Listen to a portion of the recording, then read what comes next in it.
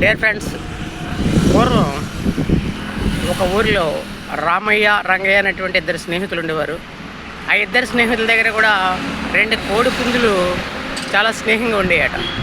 అయితే ఆ పక్క వీధిలో సింగన్న అనే అతని దగ్గర ఒక కోడి పెట్ట ఉంది. ఈ 2 రామయ్య, రంగయ్య యొక్క కోడి పుంజులు రోజు ఆ యొక్క కోడి పెట్ట కోసం దెబ్బలాడుకుంటూ ఉండేయట.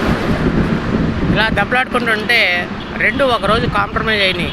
మన ఇద్దరం పంది వేసుకుందాం, ఎవరైతే నెగ్గుతారో వాళ్ళు ఆ యొక్క కోడి పెట్టతోటి స్నేహం చేద్దాం అనేటువంటి ఒక ఒప్పందం కుదుర్చుకుని 2 కోడి పుంజులు దెబ్బలాడుకుంటే దాంట్లో రామయ్య కోడిపుంజు నెగ్గింది, రంగయ్య కోడిపుంజు ఓడిపోయింది.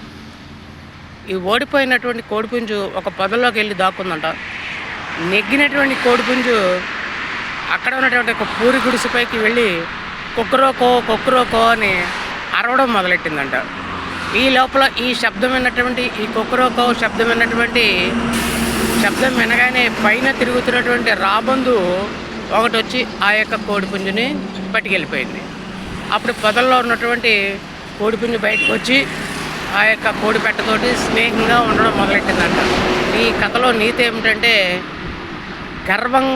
గర్వపడేవాడిని ఎప్పటికైనా దేవుడు శిక్షిస్తాడు అనేటువంటిది ఈ యొక్క కథలో ఉన్నటువంటి నీతి.